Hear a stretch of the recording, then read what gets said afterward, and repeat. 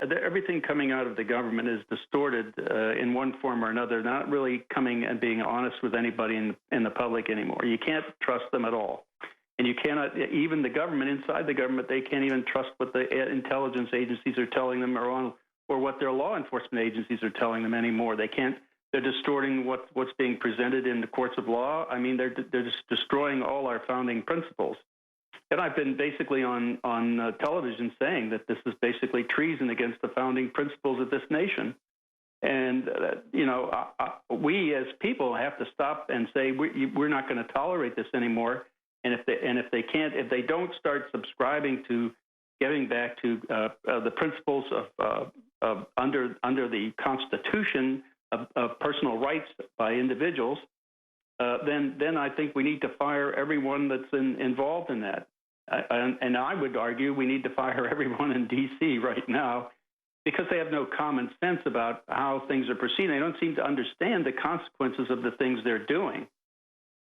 I mean, it just seems that they believe for one reason or other, and I think it's because they're being bamboozled by the intelligence people, that they have to do these things or else the sky's going to fall, right? When in fact that's just an outright lie, and it's a distortion to try to manipulate people to do what they want, and they're falling for it. Well, sir, all of our politicians are falling for it. Sure. It basically says you will have no freedoms except those that we grant you. That's basically what their whole program is going to end up doing. We're becoming a very effective police state, much more than any other totalitarian state or system has ever developed. According to the book The CIA and the Cult of Intelligence by Victor Marchetti and John D. Marks, there exists in our nation today a powerful and dangerous secret cult, the Cult of Intelligence. Its holy men are the clandestine professionals of the Central Intelligence Agency. Its patrons and protectors are the highest officials of the federal government. Its membership, extending far beyond governmental circles, reaches into the power centers of industry, commerce, finance, and labour.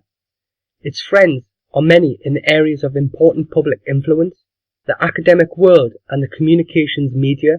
The Cult of Intelligence is a secret fraternity of American political aristocracy.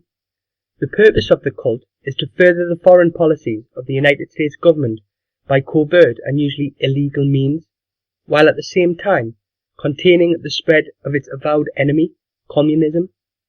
Traditionally, the cult's hopes has been to foster a world order in which America would reign supreme, the unchallenged international leader.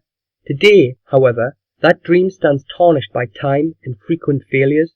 Thus, the cult's objectives are now less grandiose, but no less disturbing. It seeks largely to advance America's self-appointed role as the dominant arbiter of social, economic, and political change in the awakening regions of Asia, Africa, and Latin America, and its worldwide war against communism has to some extent been reduced to a covert struggle to maintain a self-serving stability in the Third World, using whatever clandestine methods are available. This cult is patronized and protected by the highest level government officials in the world. Its membership is composed of those in the power centers of government, industry, commerce, finance, and labor.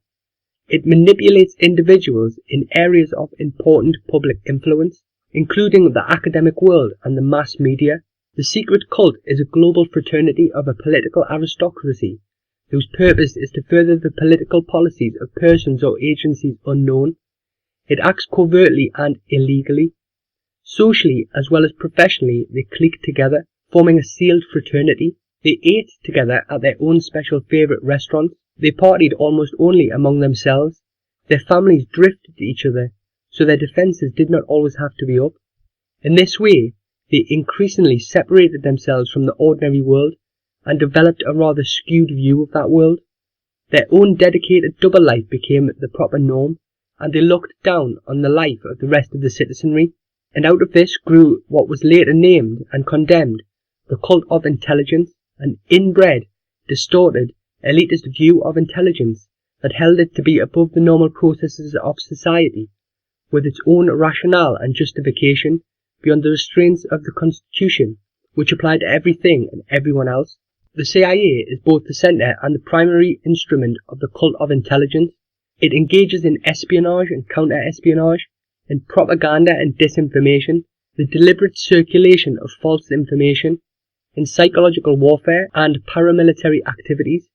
It penetrates and manipulates private institutions and creates its own organisations, called proprietaries, when necessary. It recruits agents and mercenaries. It bribes and blackmails foreign officials to carry out its most unsavoury tasks. It does whatever is required to achieve its goals, without any consideration of the ethics involved or the moral consequences of its actions. As the secret action arm of the American foreign policy, the CIA's most potent weapon is its covert intervention in the internal affairs of countries the US government wishes to control or influence.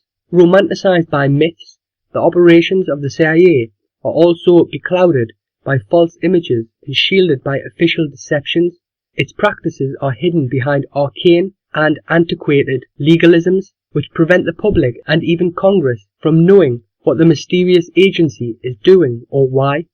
This cult of intelligence justifies with dramatic assertions that the CIA's purpose is to preserve the national security, that its actions are in response to the needs of the nation's defence. No one in an age in which secrecy is the definitional operative of security need know more than that. The cult is intent upon conducting the foreign affairs of the US government without the awareness or participation of the people. It recognizes no role for a questioning legislature or an investigative press. Its adherents believe that only they have the right and the obligation to decide what is necessary to satisfy the national needs. Although it pursues outmoded international policies and unattainable ends, the cult of intelligence demands that it not be held accountable for its actions by the people it professes to serve. It is a privileged as well as secret charge. In their minds, those who belong to the cult of intelligence have been ordained, and their service is immune from public scrutiny. The clandestine mentality is a mindset that thrives on secrecy and deception.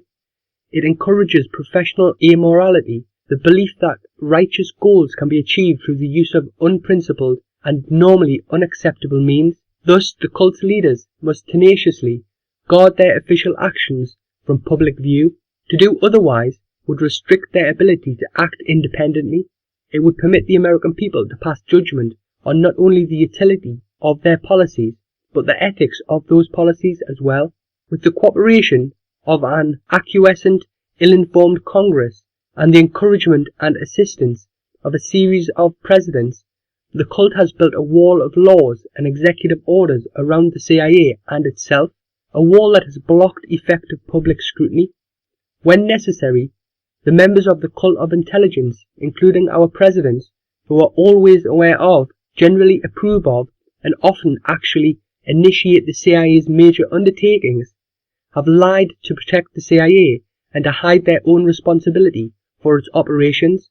The Eisenhower administration lied to the American people about the CIA's involvement in the Guatemalan coup d'etat in 1954, about the agency's support of the unsuccessful rebellion in Indonesia in 1958, and about Francis Gary Powers' 1960 U-2 mission.